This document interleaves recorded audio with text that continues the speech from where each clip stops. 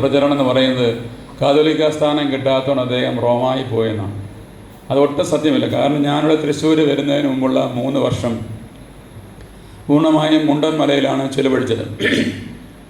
മുണ്ടൻമലയിൽ ഒരു 2.5 ഏക്കർ സ്ഥലം ബദനിയാശ്രമം വാങ്ങിച്ച അവിടെ ചെറിയൊരു വീടാണ്.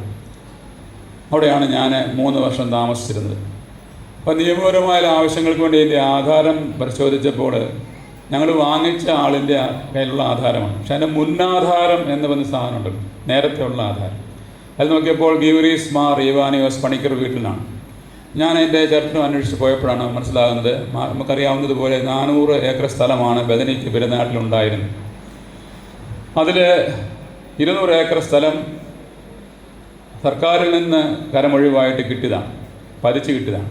100 ഏക്കർ സ്ഥലം പിതാവ് ഒരാളിൽ നിന്ന് കടം വാങ്ങിയാണ്, ഹാമിൽട്ടൺ എന്ന് പറയുന്നൊരു സാഹിബിൻ്റെ നിന്ന് കടം വാങ്ങിയ പൈസ കൊണ്ട് വാങ്ങിച്ചാണ്. പിന്നെ ഒരു 105 ഏക്കറുണ്ട്. ഈ 105 ഏക്കർ എന്ന് പറയുന്നത് അദ്ദേഹത്തിൻ്റെ സഹോദരൻ മത്തായി പണിക്കർ, അദ്ദേഹത്തിൻ്റെ സഹോദരൻ ഉറങ്ങാൻ പോകുന്ന പ്രസ്ഥാനത്തിൻ്റെ അടുത്തൊരു വാങ്ങിച്ചു കൂട്ടിയതാണ്. എന്നാൽ എൻ്റെ കുടുംബക്കാർക്ക് ആശ്രമത്തിനടുത്ത് സ്ഥലം വേണ്ട എന്ന് പറഞ്ഞ് അതുകൂടി ആശ്രമത്തിലേക്ക് എഴുതാൻ പറഞ്ഞ് അങ്ങനെ പിതാവ് അത് എഴുതി ചേർത്താണ്. പക്ഷേ ഈ 105 ഏക്കർ കുടുംബത്തിൻ്റെ വസ്തു അദ്ദേഹം കുറേ പേർക്ക് പാട്ടത്തിന് കൃഷി കൊടുക്കുന്നുണ്ട്. പക്ഷെ എന്നെ ചിന്തിപ്പിച്ച വിഷയം അതല്ല. ഈ 1919 അദ്ദേഹം ഇത് ചെയ്യുമ്പോൾ ഈ പാട്ടത്തിന് കൊടുത്തില്ല ഒറ്റ ഓർത്തഡോക്സുകാരനോ യാക്കോക്കാരനോ ഇല്ല, എല്ലാം കത്തോലിക്കരാണ്. നന്ദി കാഞ്ഞിരപ്പള്ളി, ഇപ്പോൾ അത് കാഞ്ഞിരപ്പള്ളി രൂപതയാണ്. അതിന് മുൻപ് ചങ്ങനാശ്ശേരി രൂപതയായിരുന്നു, പാലാ രൂപതയായിരുന്നു. അതിന് മുമ്പാണ് ചങ്ങനാശ്ശേരി. ഈ രൂപതകൾ ഉണ്ടായിട്ടില്ല. ചങ്ങനാശ്ശേരി രൂപതയുടെ കീഴിലാണ് ഇതെല്ലാം. ചങ്ങനാശ്ശേരി രൂപതയിൽപ്പെട്ട കത്തോലിക്കർക്കാണ് ഇത് കൊടുത്തത് മുഴുവൻ. കുടുംബത്തിലെ അംഗസംഖ്യ അനുസരിച്ച് 1 ഏക്കർ, 2 ഏക്കർ, 5 ഏക്കർ വരെ കൊടുത്തവരാണ്. ഏതാണ്ട് 68ഓളം കുടുംബങ്ങൾ അങ്ങനെ കത്തോലിക്കരായിട്ട് ഈ ബദനി ആശ്രമത്തിൻ്റെ പരിസരവാസികളായി അയൽക്കാരായിട്ട് വന്നു. അതിൻ്റെ ചരിത്രം ഞാൻ പിന്നെ പരിശോധിച്ചപ്പോഴാണ് മനസ്സിലാകുന്നത്, അദ്ദേഹം കത്തോലിക്ക സഭയിലേക്ക് ചേർന്നപ്പോൾ എല്ലാം വിട്ടുകൊടുത്തു. പക്ഷേ ഈ 100 ഏക്കർ സ്ഥലം ഈ പാവപ്പെട്ടവരായ മനുഷ്യരുടെ കയ്യിലാണ്. അപ്പോൾ അവരുമായിട്ട് ഓർത്തഡോക്സ് സഭയ്ക്ക് ഒരു കേസുണ്ടായി. കേസിൽ ഈ വീട്ടുകാർ ജയിക്കുന്നു അവരുടെ പേരിലായി. പക്ഷേ ഇതിന് ഉടമസ്ഥാവകാശമില്ല, കൈവശാവകാശമുള്ളൂ. കാരണം പാട്ടത്തിനെടുത്തതാണ്. റൈറ്റ് ഓഫ് ഓണർഷിപ്പ് ഇല്ല, റൈറ്റ് ഓഫ് ഓക്യുപ്പൻസി ഉള്ളൂ.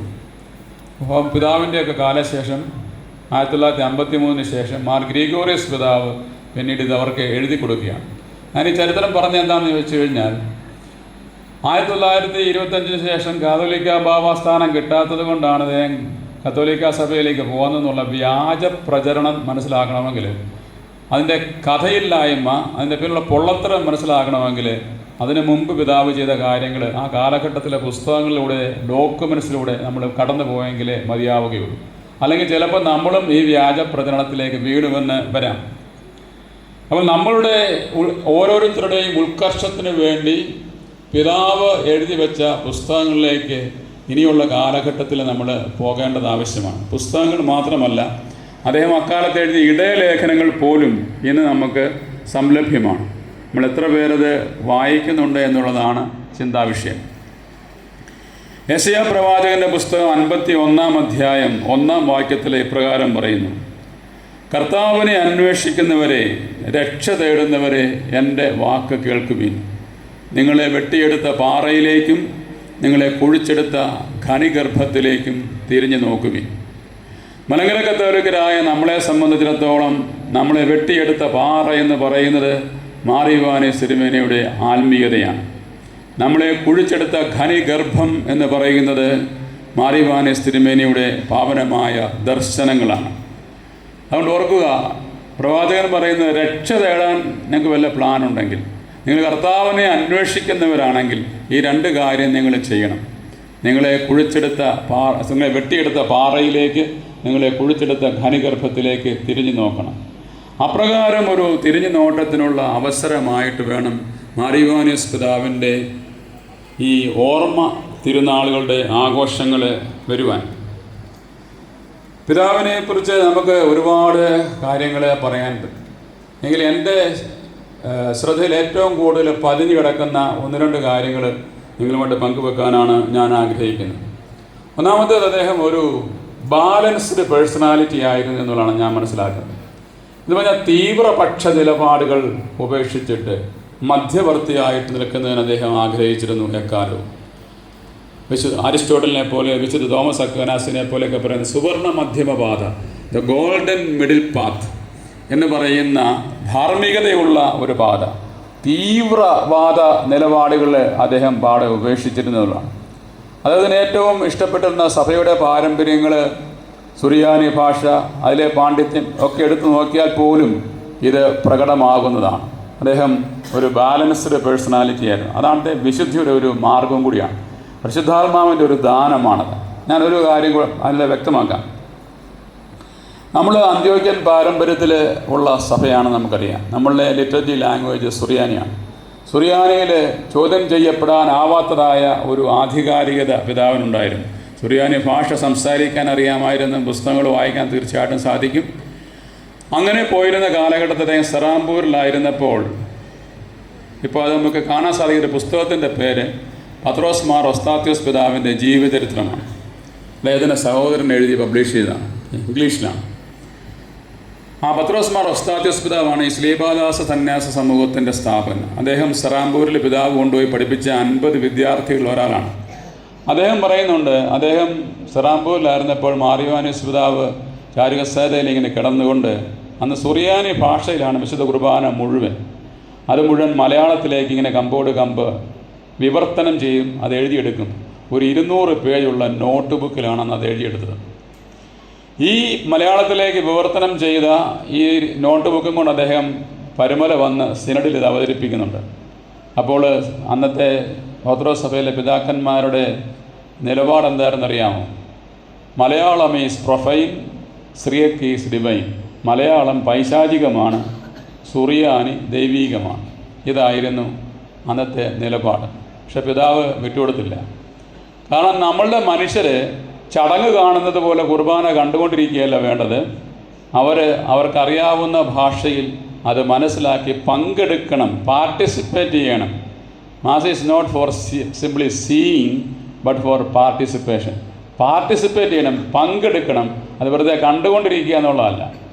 അപ്പോൾ അമ്പലത്തിൽ പൂജാരി ചെയ്യുന്ന പോലെ കർമ്മമല്ല ഇത് യേശുവിൻ്റെ ബലിയാണ്. അതിൽ ഓരോരുത്തരും പങ്കുപറ്റണം. നമുക്കറിയാവുന്ന ഭാഷയാണ് അതിന് ഏറ്റവും കൂടുതൽ കരണീയം. ഇത് ഓരോ പള്ളികളിലും പോയി പ്രസംഗിച്ച്, പിതാക്കന്മാരെ കണ്ട് പ്രസംഗിച്ച് ബോധ്യപ്പെടുത്തി 1919 നമ്മുടെ മലങ്കര സഭയിൽ മലയാളത്തിൽ കുർബാന ചൊല്ലിയ പിതാവാണ്. അന്ന് അദ്ദേഹം വൈദികനാണ്, പിതാവ് പോലും ആയിട്ടില്ല. ഒന്നോർത്ത് നോക്കുക. അതിനും അപ്പോൾ കത്തോലിക്ക സഭയിൽ, ആഗോള കത്തോലിക്ക സഭയിൽ പോലും 2-ാം വത്തിക്കാൻ സുരകദോസിലെ ലിറ്ററേച്ചർ പരിഷ്കരണത്തിൻ്റെ ഡിഗ്രി പാസ്സായി വരുന്നേ ഉള്ളൂ. അതിനും 19 വർഷം കഴിഞ്ഞ് 1961 കേരളത്തിൽ ലത്തീൻ സഭയിൽ മലയാളത്തിൽ കുർബാന വരുന്നത്.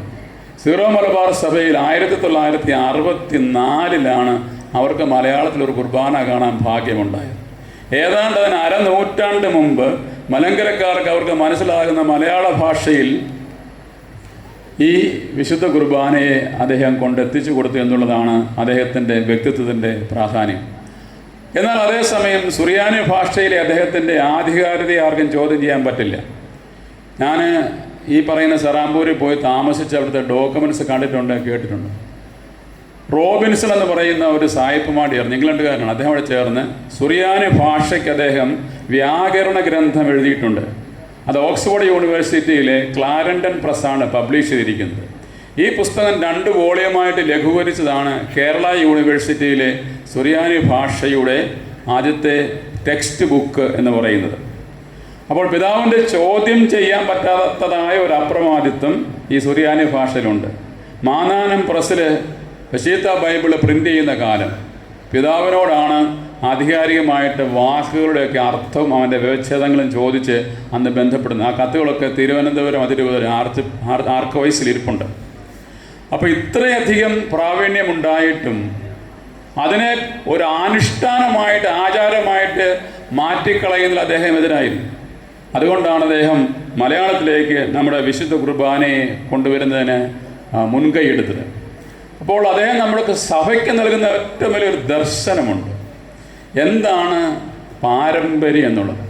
പലപ്പോഴും പലരും പാരമ്പര്യവാദികളാണ്. അതാണ് തീവ്രപക്ഷ നിലപാട്. എന്താണ് പാരമ്പര്യം എന്ന് അറിയത്തില്ല, ഇത് മാറ്റാൻ പറ്റുകയില്ല. മൂന്നാം നൂറ്റാണ്ടിൽ അങ്ങനെയായിരുന്നു, ഇപ്പോഴും ഇങ്ങനെ പറ്റത്തുള്ളൂ. മൂന്നാം നൂറ്റാണ്ടുകൊണ്ട് പരിശുദ്ധാത്മാവ് മരിച്ചു പോയിട്ടൊന്നുമില്ല. പരിശുദ്ധാത്മാവ് ഇപ്പോഴും ജീവിച്ചുകൊണ്ടിരിക്കുകയാണ്. അത് ഡൈനാമിക്കാണ്, അത് ഊർജ്ജസ്വലമാണ്. അങ്ങനെ ഒരു പരിശുദ്ധാത്മാവിനെയാണ് സഭ വിശ്വസിക്കുന്നത്. അതുകൊണ്ട് സഭയ്ക്ക് ആരാധനയ്ക്കൊക്കെ വളർച്ച ഉണ്ടാകും എന്ന് മനസ്സിലാക്കിയ ഒരു വളരെ വിരളമായിട്ട് നമ്മൾ കണ്ടുമുട്ടുന്ന ഒരു വ്യക്തിത്വമാണ് മാർ ഇവാനിയോസ് തിരുമേനി. കുറേ നാൾ മുമ്പ് ഞാനൊരു പുസ്തകം വായിച്ചു. ഒരു റഷ്യൻ ഓർത്തഡോക്സ് ദൈവശാസ്ത്രജ്ഞൻ്റെയാണ്. അമേരിക്കയിലുള്ള വ്ളാഡിമീർ സെമിനാരിയാണത് പബ്ലിഷ് ചെയ്തിരിക്കുന്നത്. ആ പ്രസിദ്ധീകരിക്കപ്പെട്ട പുസ്തകത്തിൽ അതിൻ്റെ പേര്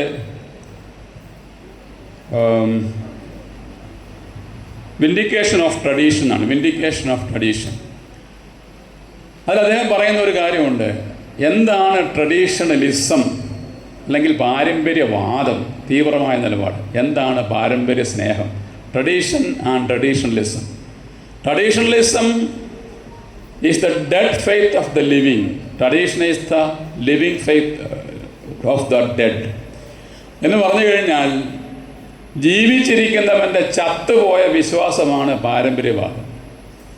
മരിച്ചു പോയവരുടെ ഇന്നും ജീവിക്കുന്ന വിശ്വാസമാണ് പാരമ്പര്യം അല്ലെങ്കിൽ ട്രഡീഷൻ എന്ന് പറയുന്നത്. നമ്മുടെ പിതാക്കന്മാർ അബ്രഹാം, യാക്കോബ് തുടങ്ങിയ പിതാക്കന്മാരൊക്കെ മരിച്ചുപോയി. അവരിലൂടെ കൈമാറ്റം ചെയ്യപ്പെട്ട് വരുന്ന ഇന്നും ജീവിക്കുന്ന വിശ്വാസം എന്നുള്ള രീതിയിലേക്ക് ആ ജീവിക്കുന്ന വിശ്വാസത്തെ നമ്മുടെ ഓൺ ഭാഷയിൽ, നമ്മുടെ സ്വന്തം ഭാഷയിൽ നമ്മുടെ മലങ്കര മക്കൾക്ക് പരിചയപ്പെടുത്തി തന്ന ഒരു വലിയ പിതാവാണ് മാർ ഇവാനിയോസ് പിതാവ്. അഭിമാനപൂർവ്വമല്ലാതെ നമ്മൾക്ക് എങ്ങനെ ആ പിതാവിനെ ഓർക്കാൻ സാധിക്കും? അതുകൊണ്ടാണ് ഞാൻ പറഞ്ഞത്, അദ്ദേഹത്തിൻ്റെ എഴുത്തുകൾ, ഗ്രന്ഥങ്ങൾ നമ്മൾ ഇനിയും വായിക്കേണ്ടതായിട്ടാണ് ഇരിക്കുന്നത്. അപ്പോൾ അദ്ദേഹം നമ്മൾക്ക് നൽകിയ ഈ വലിയ പാരമ്പര്യത്തിൻ്റെ പാതയെ പിന്തുടരുന്നതിന് നമ്മൾക്ക് ഇന്നും സാധിക്കേണ്ടതായിട്ടുണ്ട്. ഈ കഴിഞ്ഞ ഇടയ്ക്ക് പബ്ലിഷ് ചെയ്യപ്പെട്ട മറ്റൊരു പുസ്തകമുണ്ട്. കൊല്ലം ലത്തീൻ അതിരൂപതയുടെ ആർച്ച് ബിഷപ്പായിരുന്ന അലോഷ്യസ് മരിയ ബെൻസിഗർ തിരുമേനി. അദ്ദേഹം സ്വിറ്റ്സർലൻഡുകാരനാണ്. അദ്ദേഹത്തെ അടക്കിയിരിക്കുന്ന തിരുവനന്തപുരത്ത് പോങ്ങുമൂട്ടിലുള്ള OCD സന്യാസ സമൂഹത്തിൻ്റെ സന്യാസത്തിലെ ഭവനത്തിലെ പള്ളിയുടെ അടിയിലുള്ള ക്രിപ്റ്റിലാണ്, മദ്ബഹായുടെ അടിയിലുള്ള ക്രിപ്റ്റിലാണ്. നിങ്ങളുടെ പോകുമ്പോൾ അദ്ദേഹത്തിൻ്റെ ശവകുടീരം സന്ദർശിക്കുന്നത് നല്ലതാണ്. കാരണം മുദ്രൈക്യ പ്രസ്ഥാനവുമായിട്ട് ഏറ്റവും അധികം ബന്ധപ്പെട്ട് നിന്നിരുന്ന ഒരു ലത്തീൻ കത്തോലിക്ക മെത്രാനാണ്. അദ്ദേഹത്തിൻ്റെ റോള് എന്തായിരുന്നു എന്നുള്ളതാണ്. മാർ ഇവാനിയോസ് തിരുമേനി പുനരുദ്ധരിക്കപ്പെടുന്നതിനുള്ള അവസാന നടപടികളിലേക്ക് കടക്കുമ്പോൾ അതിൻ്റെ മധ്യവർത്തിയായിട്ട്, മീഡിയേറ്ററായിട്ട് റോമിൽ നിന്ന് പരിശുദ്ധ സിംഹാസനം നിയമിച്ചത് ഈ അലോഷ്യസ് മരിയ ബെൻസിഗർ പിതാവിനെയാണ്. അദ്ദേഹം കത്തോലിക്ക സഭയിലേക്ക് പുനരുദ്ധരിക്കപ്പെട്ട് തൻ്റെ ആദ്യത്തെ വിശുദ്ധ കുർബാന ചൊല്ലുന്നത് അദ്ദേഹത്തിൻ്റെ അരമനയാണ്. കൊല്ലത്ത് തങ്കശ്ശേരി എന്ന് പറയുന്ന സ്ഥലത്തുള്ള അരമനയിലാണ്. അപ്പോൾ അവിടെ ഒരു ചെറിയ സംഭവം ഉണ്ടായി, ഒരു കൺഫ്യൂഷൻ ഉണ്ടായി. അതെന്താണെന്ന് ചോദിച്ചു കഴിഞ്ഞാൽ, മാർ ഇവാനിയോസ് തിരുമേനി കുർബാന ചൊല്ലുമ്പം ഏറെ പ്രാർത്ഥനകളും മലയാളത്തിലാണ് ചൊല്ലുന്നത്. ലത്തീൻകാർക്ക് അന്നത് അറിഞ്ഞുകൂടാ, പ്രാദേശിക ഭാഷ കുർബാനയില്ല. അച്ഛനവിടെ നിന്ന്, ഇപ്പം എൻ്റെ അമ്മ മലബാറിയത്തുകാരിയാണ്. എൻ്റെ ചെറുപ്പത്തിലൊക്കെ ഞാൻ അവളുടെ പള്ളിയിൽ കുർബാനയ്ക്ക് പോകുമ്പം അച്ഛൻ സൂര്യാനയിൽ എന്തൊക്കെയോ ചൊല്ലും, ജനങ്ങൾ കൊന്ത ചൊല്ലിക്കൊണ്ടിരിക്കും. കുർബാന അതിൻ്റെ വഴിക്ക് പോകും, ആൾക്കാർ അതിൻ്റെ വഴിക്ക് പോകും. വിശുദ്ധ കുർബാന സ്വീകരിക്കുമ്പോഴും മണി അടിക്കുമ്പോഴും ഒക്കെയാണ് ഉണരുന്നത്. അപ്പോൾ ഇതായിരുന്ന അവസ്ഥ. അപ്പോൾ ലത്തീൻ കത്തോലിക്ക സഭയിലെ പിന്നീട് ആർച്ച് ബിഷപ്പായ അലോഷ്യസ് മരിയ ബെൻസിഗർ പിതാവ് പോലും പരിഭ്രമിച്ചു പോയെന്നുള്ളതായി. He was astonished that Mar Ivaനിയോസ് was celebrating even in Malayalam. അപ്പോൾ ഇത് പ്രശ്നമായി. അപ്പോൾ അത് റോമിലേക്ക് അത് ഇൻഫോം ചെയ്തുകൊണ്ട് ഈ പുനരുദ്ധരിക്കപ്പെടാൻ പോകുന്ന മെത്രാൻ പ്രാദേശിക ഭാഷ ഉപയോഗിക്കുന്നുണ്ട് കുർബാനയിൽ. പിതാവ് അത് കണ്ടിട്ട് വരണ്ടു പോയൊന്നുമില്ല. പിതാവ് തെളിവ് സഹിതം ആർഗ്യൂ ചെയ്തു, ഞങ്ങൾ അന്ത്യോക്യൻ സഭ പാരമ്പര്യത്തിലുള്ളവരാണ്. അത് പക്ഷേ ഇപ്പോൾ കത്തോലിക്ക സഭയുടെ പാരമ്പര്യത്തിലാണ്. ബെയ്റൂട്ട് എന്ന് പറയുന്ന സ്ഥലത്ത് ഉള്ള അന്ത്യോക്യൻ കത്തോലിക്ക പാത്രിയർക്കീസ് അദ്ദേഹത്തിൻ്റെ കാനോന നമസ്കാരം, അദ്ദേഹത്തിൻ്റെ വിശുദ്ധ കുർബാനയുടെ തക്സ, അതിലെല്ലാം അവിടുത്തെ പ്രാദേശിക ഭാഷയായ അറബിയാണ് ഉപയോഗിക്കുന്നത്. ഇപ്പം ഞങ്ങൾ മലയാളികൾ എന്തുകൊണ്ട് മലയാളം ഉപയോഗിച്ചുകൂടാ? റോം ആ വാദത്തെയാണ് അംഗീകരിച്ചത്. അലോഷ്യസ് മരിയ ബെൻസിഗർ തിരുമേനി അങ്ങനെയാണ് ശാന്തനായത്. കുതിരയ്ക്ക് നടക്കുന്നത്, നമ്മുടെ ഹൈറാർക്കിയുടെ പ്രൊസീജിയറൊക്കെ നടക്കുന്നത് അങ്ങനെയാണ്. അപ്പോൾ മാർ ഇവാനിയോസ് തിരുമേനിയുടെ കുർബാനയിൽ അന്നേ മലയാളമാണ്. അപ്പോൾ അത് കണ്ട് ലത്തീൻ ആരാധനാക്രമം ഫോളോ ചെയ്തിരുന്ന ഒരു പിതാവ് പോലും അസ്റ്റോണിഷ്ഡ് എന്നാണ്, ഒരു ഇപ്പം ഞാൻ പരിഭ്രമിച്ചു പോവുകയാണ്. കാലത്തിന് മുമ്പേ സഞ്ചരിച്ച ഒരു പ്രതിഭയാണ് മാർ യോഹന്നാനീസ് തിരുമേനി.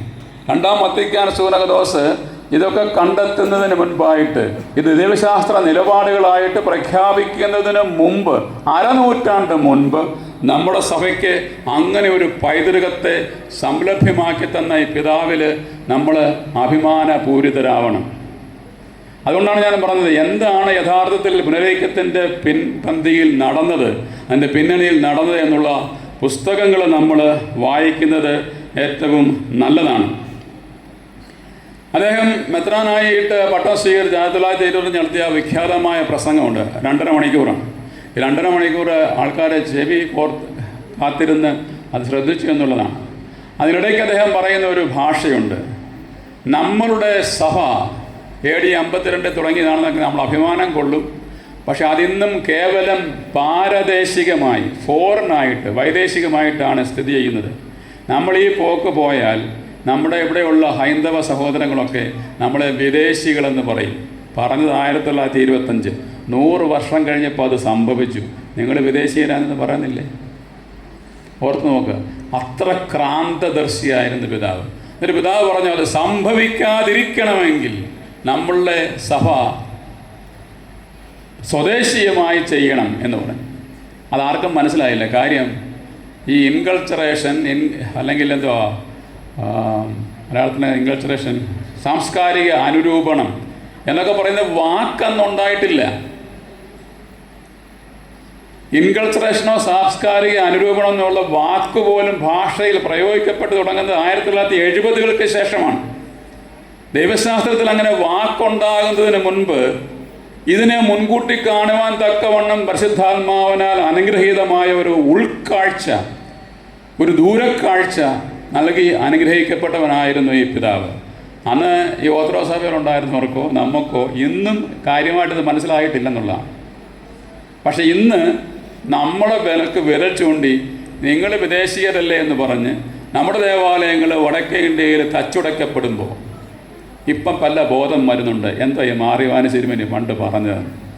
ഒരു വിധത്തിൽ പറഞ്ഞാൽ ഇതാണ് നമ്മൾ ഗതികേട്. നമ്മളിൽ പലരും പാരമ്പര്യവാദികളാണ്, പാരമ്പര്യ സ്നേഹികളല്ല.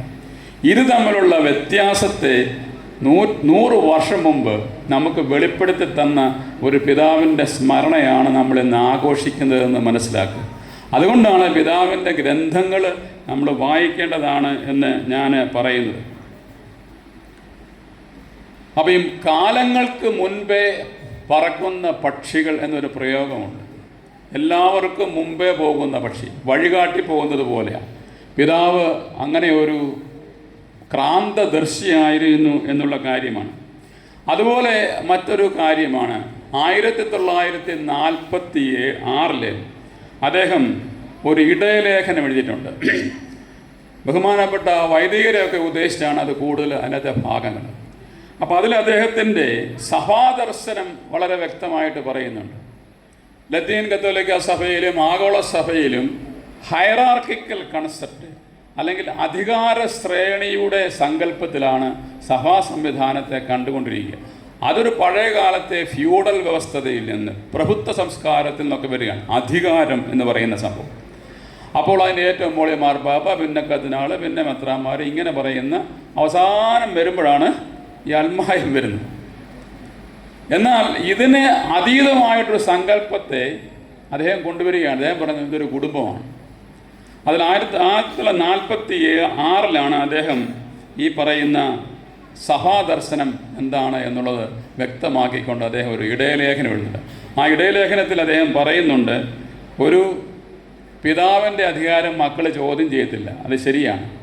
പക്ഷേ കഴിവും ബുദ്ധിശക്തിയുമുള്ള മക്കളുണ്ടെങ്കിൽ ആ മക്കൾ അപ്പനെ സഹായിക്കണം കുടുംബകാര്യങ്ങളിൽ. കുടുംബഭാവനയാണ്, അധികാര സങ്കല്പമല്ല. അപ്പോൾ അത് അരമനയിൽ മാത്രമല്ല, അരമനയിൽ നമ്മളീ പറയുന്ന മോൺസിഞ്ഞോർമാരും മറ്റുള്ള അധികാര സ്ഥാനങ്ങൾ വഹിക്കുന്നവരുണ്ട്. അവരൊക്കെ കഴിവുള്ളവരാണ്. അവർ പിതാവിനും അപ്പനും മക്കളും എന്നതുപോലെ വേണം ഈ സഭാ സംരംഭത്തിൽ പങ്കെടുക്കാൻ. അല്ല അധികാരത്തിൻ്റെ ഓഹരി പറ്റുന്നവരായിട്ടായിരിക്കാൻ പാടില്ല. തുടർന്ന് അദ്ദേഹം പറയുകയാണ്, അതേ ഇടയലേഖനത്തിൽ തന്നെ, ഒരു ഇടവകയിലേക്ക് വരുമ്പോൾ ഇടവക ഒരു കുടുംബമായിട്ട് കാണണം. വികാരിച്ചനെ സഹായിക്കുന്നത് അപ്പനെ മക്കളെങ്ങനെ സഹായിക്കുന്നു എന്നുള്ള രീതിയിൽ വേണം. അച്ഛനുണ്ട് അത്യപൂർവമായ അധികാരം പുരോഹിതനുണ്ട്. ഇപ്പം താഴെ എന്ന് റിസീവിങ് എൻഡിൽ അത് കിട്ടാൻ വേണ്ടി മാത്രം യോഗ്യതയുള്ളവർ എന്ന രീതിയിൽ നിങ്ങൾ ചിന്തിക്കേണ്ട. നിങ്ങൾ ഒന്നിച്ച് സഹകരിച്ച് കുടുംബ ഭാവനയിൽ പോകണമെന്നുള്ളതാണ്. ഇപ്പം സഭ ഈ സങ്കല്പങ്ങളിലേക്ക് വരികയാണ്. പക്ഷേ ഇതിന് എത്രയോ ദശകങ്ങൾക്ക് മുൻപ് മാർ യോഹന്നാനീസ് തിരുമേനി സഭയുടെ കുടുംബ സങ്കല്പത്തെപ്പറ്റി നമുക്ക് പറഞ്ഞു തന്നിട്ടുണ്ട്. ഇടലേഖനമൊക്കെ പുസ്തകത്തിൻ്റെ രൂപത്തിൽ പബ്ലിഷ് ചെയ്യുന്നുണ്ട്. പക്ഷെ നമ്മളിത് വായിക്കാറില്ല. അതാണ് നമ്മളുടെ പ്രശ്നം. അതുകൊണ്ട് ഈ ആചരണങ്ങൾ ഒക്കെ നടക്കട്ടെ ഒരു വഴിക്ക്, പദയാത്ര നടന്നുകൊള്ളട്ടെ ഒരു വഴിക്ക്. ഇനിയുമുള്ള കാലത്തെങ്കിലും പിതാവിൻ്റെ ദർശനങ്ങളിലേക്ക് നമ്മൾ പോവേണ്ടത് ആവശ്യമാണ്. അതുപോലെ തന്നെ ആത്മീയമായ അധികാരത്തിനല്ല അടിമപ്പെടേണ്ടത്, സഹവർത്തിത്വത്തിൻ്റെ പാതയിലേക്ക് പോകണം എന്ന് പറഞ്ഞതുപോലെ തന്നെ പിതാവ് പറഞ്ഞ മറ്റൊരു കാര്യമാണ് ഭാവി തലമുറ, നമ്മുടെ മക്കൾ. നിങ്ങൾക്കറിയാമോ, അഭിമന്യ പിതാവിൻ്റെ ഇടയലേഖനങ്ങളിൽ വേറിട്ട് നിൽക്കുന്ന ഒരു കൽപ്പനയുണ്ട്. അതിൻ്റെ പേര് ഇടയലേഖനം എന്ന് പോലും അദ്ദേഹം എഴുതിയില്ല, സ്നേഹകൽപ്പന എന്നാണ് അദ്ദേഹം എഴുതിയത്. ഈ സ്നേഹകൽപ്പന ആർക്ക് വേണ്ടി എഴുന്നറിയാമോ? കൊച്ചു കുഞ്ഞുങ്ങൾക്ക് വേണ്ടിയാണ്. അപ്പോൾ അന്നത്തെ കാലത്ത് ആലോചിച്ച് നോക്കുക, തിരുവനന്തപുരത്തിരുന്ന ആർച്ച് ബിഷപ്പ് ഓരോ ഇടവകയിലെയും പിള്ളേരെ അഭിസംബോധന ചെയ്ത്, കുഞ്ഞുങ്ങളെ മാത്രം അഭിസംബോധന ചെയ്ത് ഒരു ചെറിയ ഇടയലേഖനം അവരുടെ ഭാഷയിൽ, കുഞ്ഞുങ്ങളുടെ കൂട്ടുള്ള ഭാഷയിൽ എഴുതിയിട്ടുണ്ട്. മലങ്കര സഭയുടെ ചരിത്രത്തിൽ അങ്ങനെ ഒരു ഇടയലേഖനം ഇറങ്ങിയിട്ടുണ്ടെന്ന് എനിക്ക് തോന്നുന്നില്ല. എന്തുകൊണ്ട് ഈ താഴേക്കിടയിൽ നമ്മൾ പറയുന്ന അവിടേക്ക് പിതാവ് ഇറങ്ങി വരുന്നതെന്ന് ചോദിച്ചു കഴിഞ്ഞാൽ, പിതാവ് അവരിലാണ് സഭയുടെ ഭാവി കണ്ടത്. അതുകൊണ്ട് വൈദികർക്കുള്ള ഏറ്റവും വലിയ ചുമതലകളിൽ രണ്ട് കാര്യം അദ്ദേഹം എടുത്തു പറയുന്നുണ്ട് ആ ഇടയലേഖനത്തിൽ. ഒന്ന്, ഞായറാഴ്ചത്തെ പ്രസംഗം അത് വൃത്തിയായിട്ട് ചെയ്യണം, പ്രിപ്പയർ ചെയ്ത് ചെയ്യണം. ഒപ്പം പറയും അതിലേറ്റവും വലിയ പ്രസംഗം നിങ്ങളുടെ ജീവിതം തന്നെയാണ്. ഇത് വൈദികരുള്ള ഓർമ്മപ്പെടുത്തലാണ്.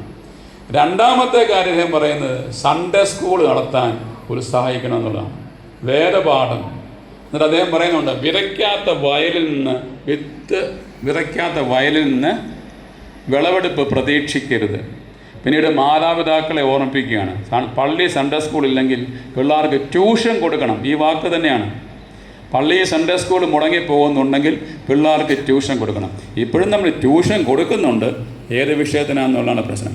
ഇപ്പോൾ നിലവിളികൾ വരുന്ന കാലമാണ്. പിള്ളേർ മൊബൈലിൽ കൂടെ പോയി മതം മാറി വല്ല വഴിക്കും പോയി എല്ലാം നഷ്ടപ്പെടുന്ന ഈ സാഹചര്യത്തിൽ ഇങ്ങനെ ഉണ്ടാകും ശ്രദ്ധിച്ചില്ലെങ്കിൽ എന്ന് 1946 പ്രവചിച്ച ഒരു മനുഷ്യനുണ്ട്. അദ്ദേഹമാണ് മാർ യോഹന്നാനീസ്.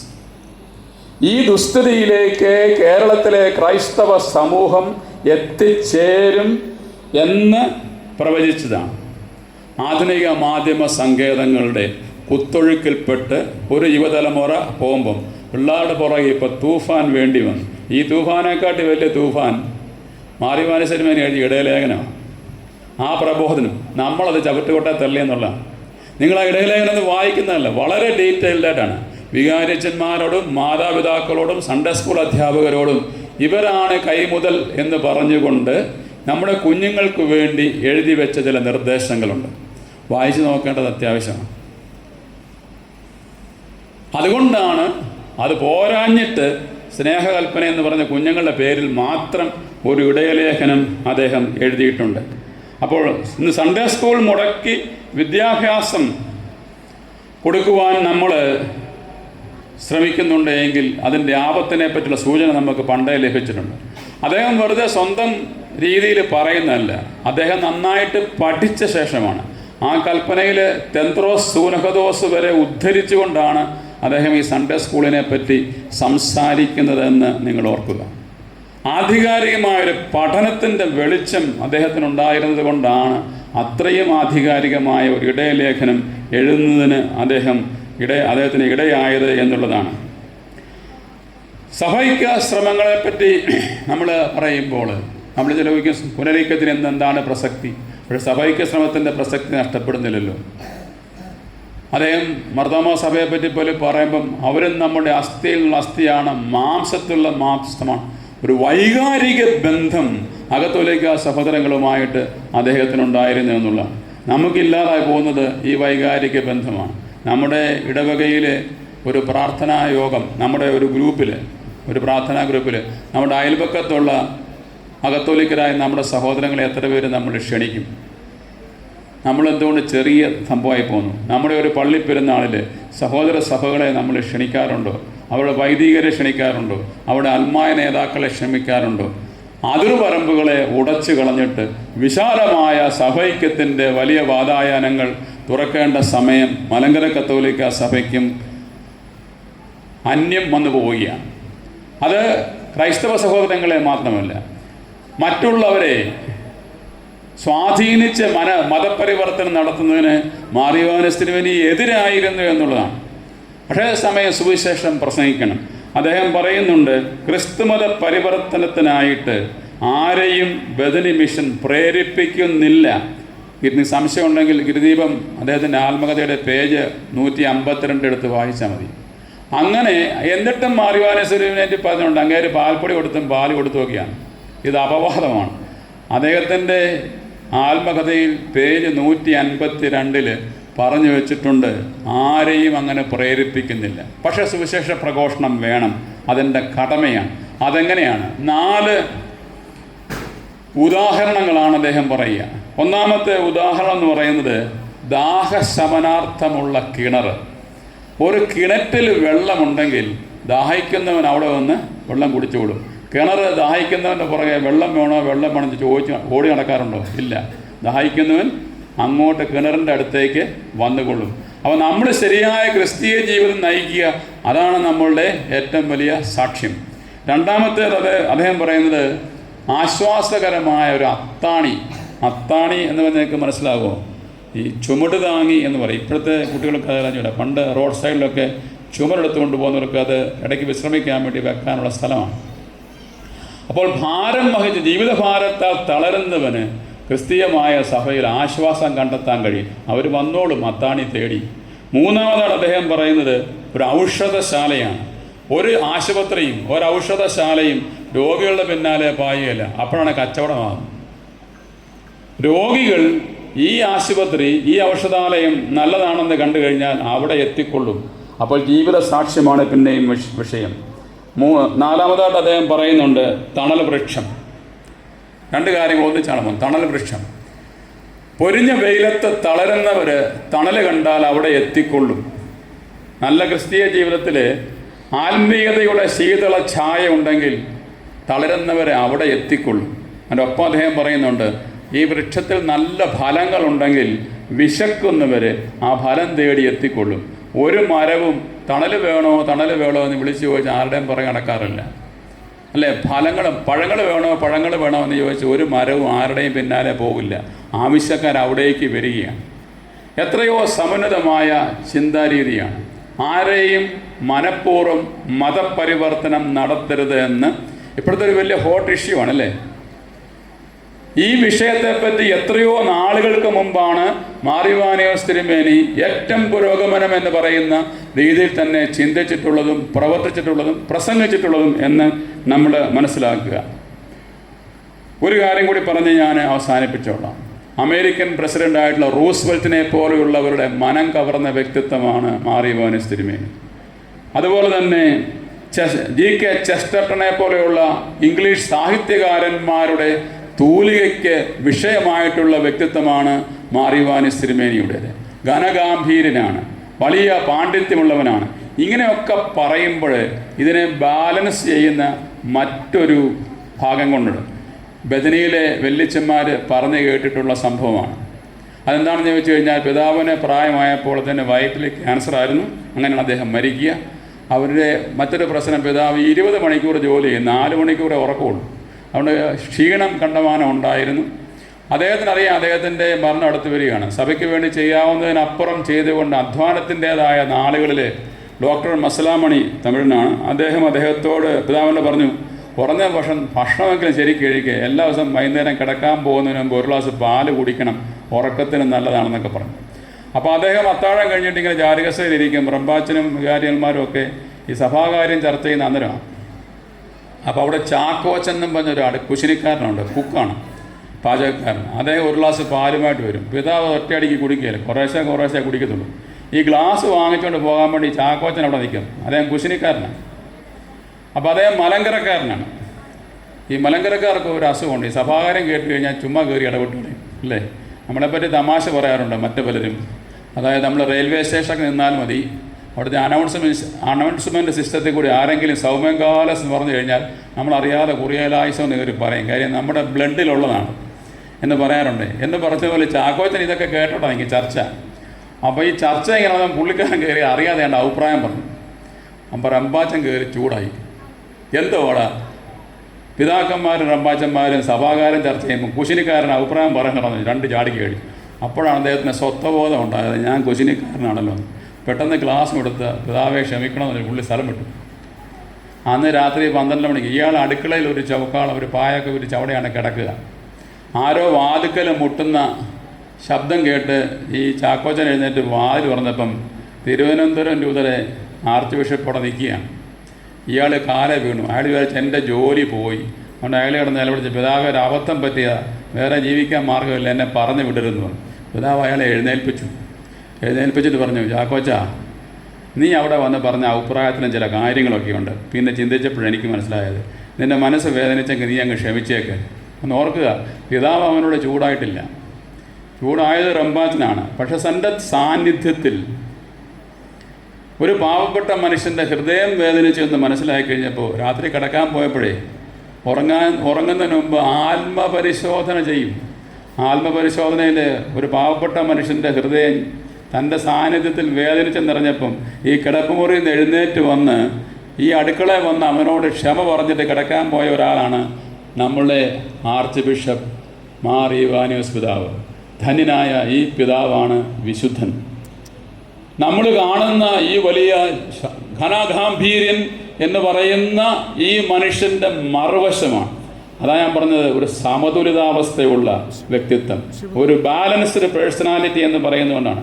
സാധാരണക്കാരായ മനുഷ്യരെ പേര് ചൊല്ലി വിളിച്ച് തിരിച്ചറിയുന്ന, സ്വന്തം ആടുകളെ പേര് ചൊല്ലി വിളിക്കുന്ന ഇടയനെ പോലെ മലങ്കര സഭയെ നയിച്ച ആ ചൈതന്യം ഓർമ്മയായിട്ട് 73 വർഷം എന്ന് പറയുമ്പോൾ വെറും ഓർമ്മയല്ല, കത്തുന്ന ദീപ്തമായ സ്മരണയാണ്. ഇത് ഏറ്റുവാങ്ങാനുള്ള യോഗ്യത പലപ്പോഴും ഞാൻ ചിന്തിക്കാറുണ്ട്. മാറിയോനസിലും എനിക്ക് ഒരു കുറവേ ഉണ്ടായിട്ടുള്ളൂ. നമ്മളെപ്പോലെ കുറേ എണ്ണത്തിൻ്റെ ഇടയ്ക്ക് വന്ന് അങ്ങേര് ജീവിച്ചേ. ഇങ്ങേര് വല്ല യൂറോപ്പിലൊക്കെ ആയിരുന്നെങ്കിൽ ഏതുകൊണ്ട് വിശുദ്ധനായി പോവേനെ, ഏതുകൊണ്ട് കർദിനാളായി പോവേനെ. നമുക്ക് അത് നേടുവാനുള്ള യോഗ്യത കുറവായിരുന്നു എന്നുള്ളതാണ് അർത്ഥം. പക്ഷെ ഇനിയുള്ള കാലത്ത് നമ്മളുടെ മക്കളെ ഈ വ്യക്തിത്വത്തെ പരിചയപ്പെടുത്തുന്നതിന് നമ്മൾക്ക് സാധിക്കണം. അവിടുന്ന് എഴുതി വെച്ചിട്ടുള്ള ദർശനങ്ങൾ അത് പുസ്തക രൂപത്തിൽ ഇന്ന് സംലഭ്യമാണ്. നിങ്ങൾ തിരുവനന്തപുരത്ത് പദയാത്രയ്ക്ക് പോയവർ കാണും. എന്തോ വാങ്ങിക്കൊണ്ട് വന്നേ, പടവും മുട്ടായും ഒക്കെ വാങ്ങിച്ചുകൊണ്ട് കാണും. പിതാവിൻ്റെ പുസ്തകങ്ങൾ അവിടെ വിൽപ്പനയ്ക്ക് വെച്ചിട്ടുണ്ട്. ആരെങ്കിലും വാങ്ങിക്കുമോ? കണ്ടുപോലും കാണുക. ഇതൊക്കെ വാങ്ങിച്ച വീട്ടിൽ നിന്ന് സൂക്ഷിക്കുക. ഗ്രഹപ്പഴക്കെങ്കിൽ നമ്മുടെ പിള്ളേരുടെ നിന്ന് തുറന്നു നോക്കി അത്രയുമായില്ലേ. അപ്പോൾ പിതാവ് എഴുതിയ ഇടയലേഖനങ്ങൾ പോലും ഇന്ന് പുസ്തക രൂപത്തിൽ നമുക്ക് സംലഭ്യമാണ്. അത് ഒക്കെ വായിക്കുവാനും നമുക്ക് വേണ്ടി പിതാവ് കാത്തു സൂക്ഷിച്ച ഈ അനർഘരത്നങ്ങളെ സ്വന്തമാക്കാനും നമ്മൾ കഴിയട്ടെ. പിതാവിൻ്റെ മധ്യസ്ഥം നമുക്കും നമ്മുടെ കുടുംബങ്ങൾക്കും എന്നും തുണയായിരിക്കട്ടെ എന്ന് പ്രാർത്ഥിക്കുന്നു. പിതാവിൻ്റെയും പുത്രൻ്റെയും പരിശുദ്ധാത്മാവിൻ്റെയും നാമത്തിൽ ആമേൻ.